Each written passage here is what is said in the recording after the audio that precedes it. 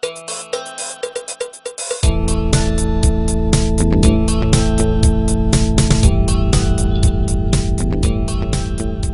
there, Joseph Carabas here. Yes, I'm smiling because a little Zoom lady once again is recording in progress.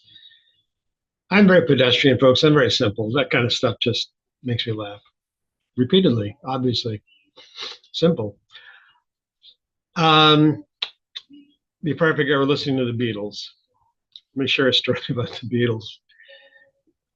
I'm old enough to remember when they came and actually remember it, not because somebody told me. I remember it when they came to the US. Somebody asked John Lennon, "How did you find America?" And I think his response was, "Well, you go to Newfoundland and turn left." Um, I was working with my nephew, who is several years younger than me, a long time ago.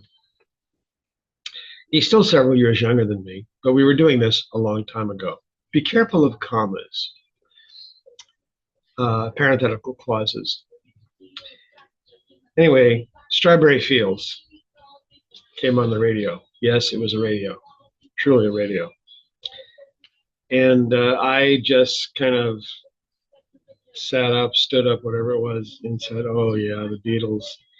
And my nephew stopped and looked at me very quizzically, "The Beatles." And then his eyes opened wide and went, "Oh, yeah, yeah, that was McCartney's group before Wings." I wanted to do something. I just, ah. Anyway, I said, anyway, "Oh, God dang it, the Beatles." Guess you had to be there. And if you can remember being there, all the better. I want to talk about building tension and creating tension. And the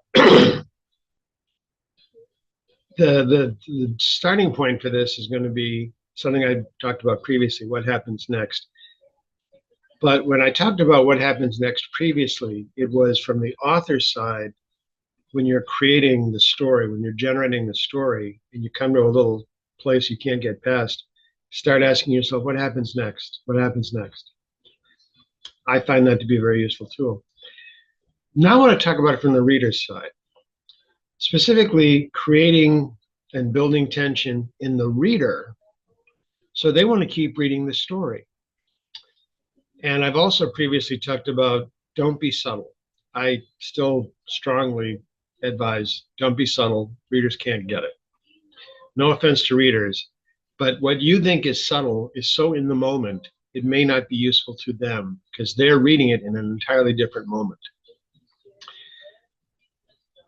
But creating and building tension, the way I find useful in doing it is to have stuff happen between the characters or to the characters that they are unsure of. The characters are unsure of, but the reader is extremely sure of. Okay, let's be careful. Let's be sure we get that straight.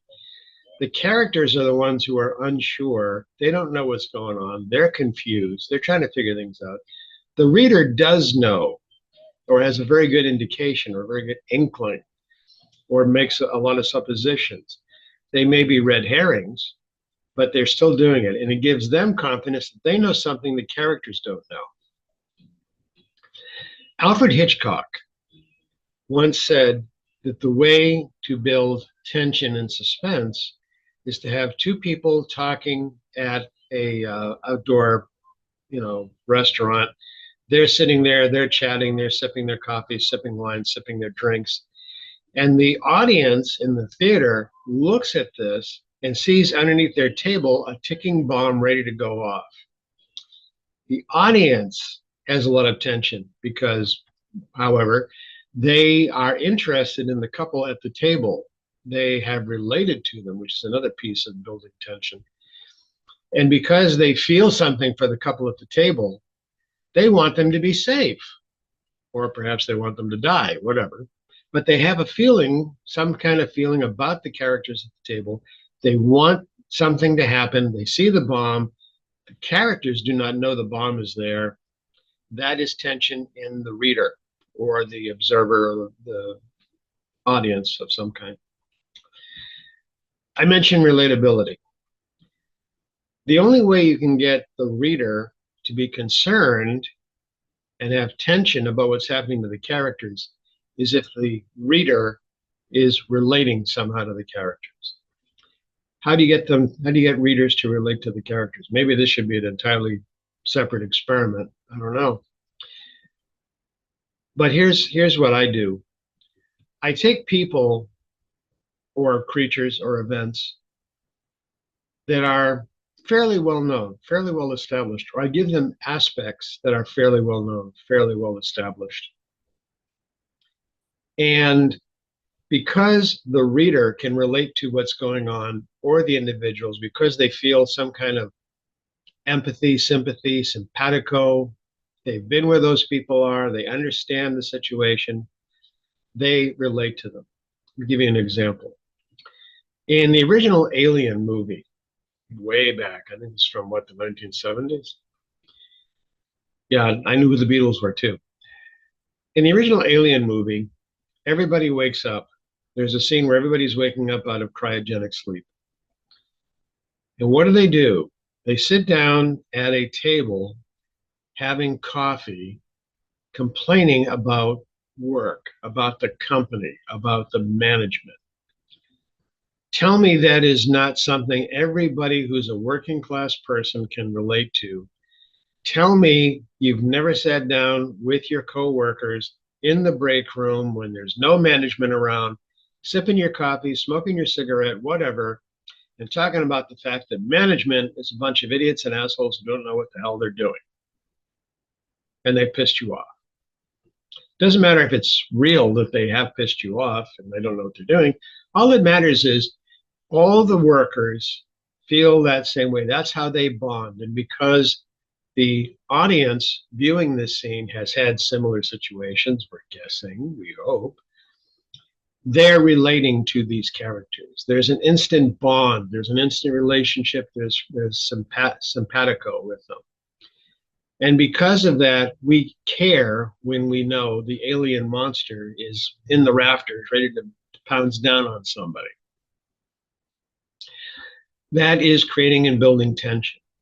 We see a character who we really like, where we feel something for, we feel an energy for, and then we see the badness getting closer and closer to them.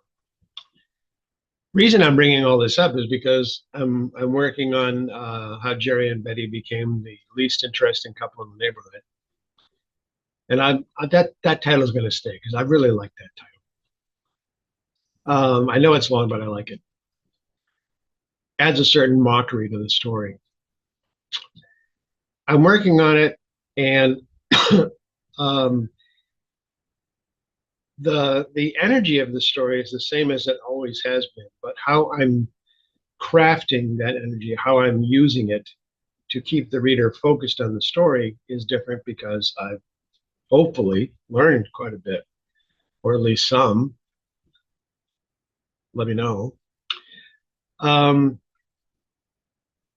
And because of that, the reader, as I have the characters experiencing stuff which they're unsure of, what's going on, what's happening here, the reader wants to know. They want to know what happens next to these characters. I think I've said it before, and I make no bones about it. I always write character-driven stories. I'm very character-oriented.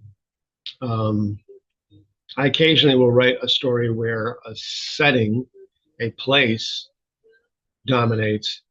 However, when I do that, the place tends to have characteristics which are relatable. There's a feel to the place. There's an energy to the place. There's a color palette to the place that people are familiar with, can identify with. There are things in the place. I make it relatable somehow. I hope. Let me know. So, build tension and create tension by letting the reader relate to the characters and put the characters in a situation where they don't know what's going on, but the reader does or can assume what's going on. And they don't want what's going on to hurt or affect or do something nasty to the characters. Or it can be the other way around. Something great's going to happen to the characters. We really want that greatness to happen. We want the lovers to end up together at the end of the story. We want the underdog to win the money, Slumdog Millionaire. We want goodness to occur, and we're not sure, the reader is not sure if it will. You created tension, you build tension until the release, boom, it's done. Then get the hell out of the story as quickly as possible, because that's the climax moment. Unless it's a novel, in which case, excuse me, each chapter may have its own little climax moment, building to the greater climax. Ta-da! Before I forget, if you're watching this on LinkedIn, Facebook,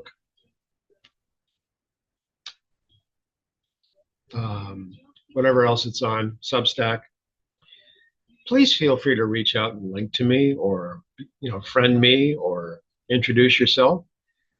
I'm so lonely. That's how you create tension. Build it. I don't know if I'm gonna have friends. Thank you for listening and watching, and you're such good people. Where's the button?